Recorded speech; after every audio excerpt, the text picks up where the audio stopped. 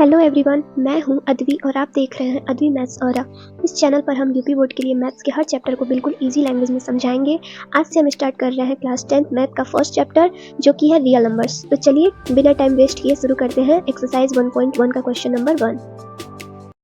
चलिए तो सबसे पहला क्वेश्चन है 135 और 225।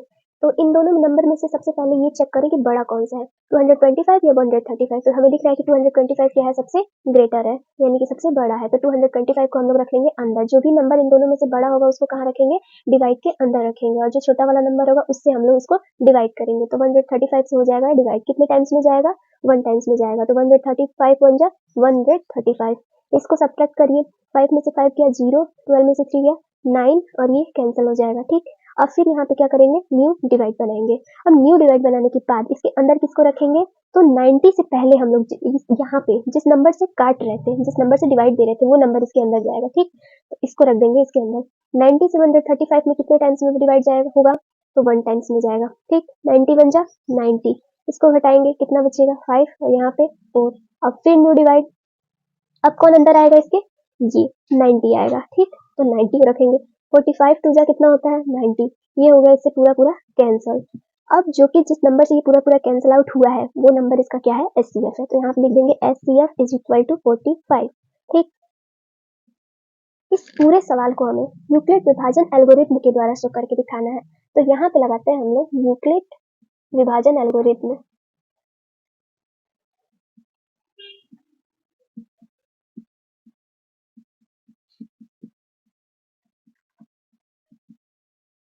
ठीक, तो यूक्लिड विभाजन एल्गोरिथम का फॉर्मूला क्या होता है, तो a is equal to B Q plus R, ये होता है यूक्लिड विभाजन एल्गोरिथम का फॉर्मूला। तो अब a क्या है, b क्या है, q क्या है और r क्या है, इसको समझ लेते हैं। a वो नंबर है जिस नंबर में हम लोगों ने सबसे पहले डिवाइड किया है, यानी कि a हो गया 225। ठीक, और b क्या है, जिस नंबर से आप डिवाइड करेंगे वो हो जाएगा b, यानी कि 135 क्या हो गया, b हो गया। ठीक, और 135 से कितनी बार में डिवाइड किया गया है, 1 टाइम्स में, तो ये क्या हो गया q।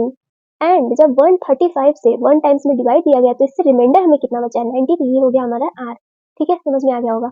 तो a की जगह पे हम क्या लिखेंगे 225, जिस नंबर में डिवाइड हुआ है, जिस नंबर से दिया गया है वो क्या है 135, तो b की जगह पे आ जाएगा 135। कितने टाइम्स में दिया गया है, तो 1 टाइम्स में दिया गया है 1 लिखेंगे, प्लस 135 से 1 में डिवाइड दिया गया तो रिमाइंडर कितना बचा है 90, तो यहाँ पे क्या लिखेंगे रिमाइंडर की जगह पे 90। ठीक, अब अगला स्टेप क्या है, अगले स्टेप में अब देखिए सारा पोजीशन चेंज हो गया। अब 135 में डिवाइड हो रहा है, 135 में डिवाइड हो रहा है यानी कि ये क्या हो गया a हो गया। तो 225 के नीचे अब कौन आएगा 135, किससे भाग दिया जा रहा है 90 से, तो यहाँ पे b की जगह पे 90 हो जाएगा। इनटू में कितनी बार में भाग दिया जा रहा है, तो 1 टाइम्स में दिया जा रहा है तो 1 लिखेंगे, प्लस 90 से 1 टाइम्स में डिवाइड दिया जा रहा है तो इसका रिमाइंडर कितना बच रहा है 45, तो यहाँ पे लिख देंगे 45। ठीक, अब अगला स्टेप, अब देखो किस में डिवाइड हो रहा है 90 में भाग दिया जा रहा है, तो क्या होगा a की वैल्यू हो जाएगी 90, a की जगह पे हम लोग लिख लेंगे 90 इज इक्वल टू किससे भाग दिया जा रहा है 45 से, तो 45 इंटू कितने टाइम्स में दिया जा रहा है, तो 2 से, तो यहाँ पे लिख लेंगे q की जगह पे 2, प्लस 45 से 2 टाइम्स में डिवाइड दिया जा रहा है तो इसका रिमाइंडर कितना बच रहा है,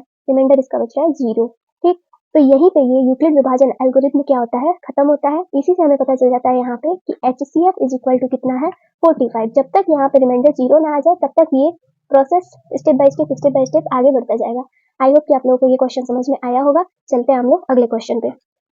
अगला क्वेश्चन ये रहा 196 और 38220। ठीक है, चलो इन दोनों नंबर में से बड़ा कौन सा है, 38220। ठीक है, इसको डिवाइड के अंदर रख लेंगे 38,220 को, और 196 से इसमें क्या करेंगे भाग करेंगे, 196 बन जा 196। ठीक, घटाओ कितना बचेगा, ठीक 2 उतर जाएगा। अब फिर भाग दो क्योंकि अभी नंबर है इनके पास। ठीक, जब तक इनके पूरे नंबर एंड नहीं हो जाते तब तक हम लोग इसी में भाग देंगे, तब तक नया भाग नहीं बनाएंगे। ठीक, तो 196 के टेबल में 1862 आता है या नहीं ये कैसे पता करेंगे, तो 6 पीछे से इसका एक डिजिट छोड़ो, पीछे से इसका एक डिजिट छोड़ो।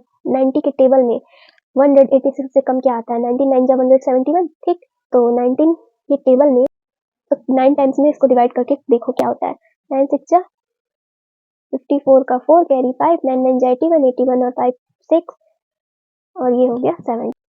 घटाओ, इसे कितने बचेगा, 12 में से 4 गया 8, और यहाँ पे क्या बचा 5, हासिल लो, 15 में से 6 गया 9, ये खत्म, ऊपर से क्या उतरेगा 0 उतरेगा, अब 196 के टेबल में 980 आता है या नहीं, ये कैसे पता करेंगे? पीछे से एक अंक छोड़ो, यहाँ पे भी एक अंक छोड़ो। 19 के टेबल में 98 से कम क्या आता है? तो 98 से कम आता है 95, 95 जा 95, यानी कि ये हो जाएगा 5 टाइम्स में 5 6 जा 30 का 0 कैरी 3, 5 9 जा 45, 45 और 3 कितना हो जाएगा 48 कैरी 4, 5 1 जा 5, 5 को 9, ये हो गया पूरा पूरा कैंसिल, यानी कि हमें इस क्वेश्चन में न्यू डिवाइड बनाने की जरूरत ही नहीं पड़ी। ठीक, यही हमारा क्या हो जाएगा? एचसीएफ हो जाएगा, जिस नंबर से ये पूरा पूरा डिवाइड हो चुका है। अब इसको हम लोग देखते हैं यूक्लिड विभाजन एल्गोरिथ्म से। यूक्लिड विभाजन एल्गोरिथ्म का फॉर्मूला क्या होता है? A is equal to B Q plus R. चलो बताओ किस नंबर में डिवाइड हुआ है? 38,220 में। इज इक्वल टू किस नंबर से डिवाइड किया गया है? तो ये तो हो गया हमारा ए, किस नंबर से डिवाइड किया गया है? 196 से, यानी कि ये हो गया बी। तो यहाँ पे बी की जगह पे लिख देंगे 196 मल्टीप्लाई कितने टाइम्स में डिवाइड हुआ है, कितने टाइम्स में गया है, जो जितने भी टाइम्स में गया है वो क्या होगा? क्यू। तो क्यू की जगह पे हम लिख देंगे 195 प्लस, जब 196 से 195 में डिवाइड किया गया है तो इसका रिमाइंडर कितना बचा है? कुछ बचा है? नहीं बचा है, तो यहाँ पे क्या हो जाएगा? 0।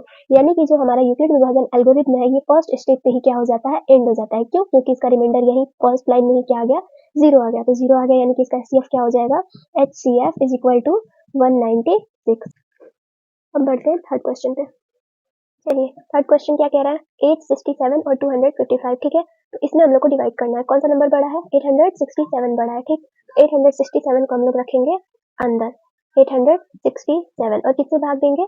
225 से भाग देंगे, ठीक। कितने टाइम्स में जाएगा?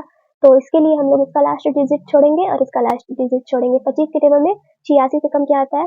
तो 75 आता है। कितने बार में आता है? 3 बार में आता है। तो 3 बार में इसको डिवाइड करेंगे। 3 5 जा 15 का 5 कैरी 1, 3 5 जा 15 और 1 16 का 6 कैरी 1, 3 2 जा 6 और 1 कितना हो गया? 7। कितना आ गया? 765। इसको माइनस करिए, 7 में से 5 गया 2, 6 में से 6 गया 0, 8 में से 7 गया 1। फिर अब क्या करेंगे? न्यू डिवाइड बनाएंगे, क्योंकि ऊपर अब कोई नंबर है नहीं यहाँ पे उतारने के लिए। तो न्यू डिवाइड बनाएंगे तो इसके अंदर कौन आएगा? ये आएगा 255। तो 255 यहाँ पे 102 टू जा कितना होता है? 204 होता है, ठीक।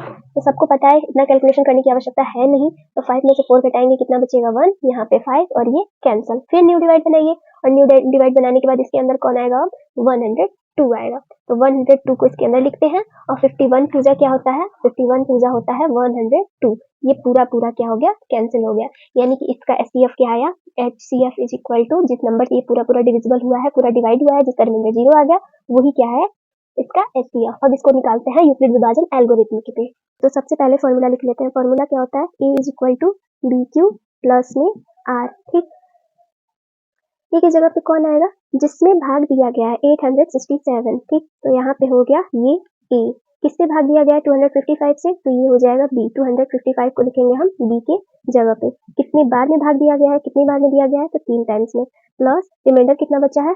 102। तो रिमाइंडर की जगह पे लिख देंगे 102, ठीक। अब नेक्स्ट स्टेप में कौन आएगा? ए की जगह पे 255 आएगा। किससे भाग दिया गया है? 102 से। कितनी बार में दिया गया है? 2 बार में। रिमाइंडर कितना बचा है? 51।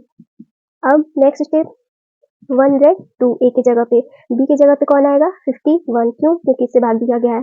कितनी बार में दिया गया है? 2 टाइम्स में। प्लस रिमाइंडर कितना बचा है? 0। यानी कि हमारा एचसीएफ क्या निकल के आया? 51। क्यों? क्योंकि यहाँ पे हमारा आके रिमाइंडर 0 हो गया, और ये स्टेप यहीं पे आके एंड होते हैं।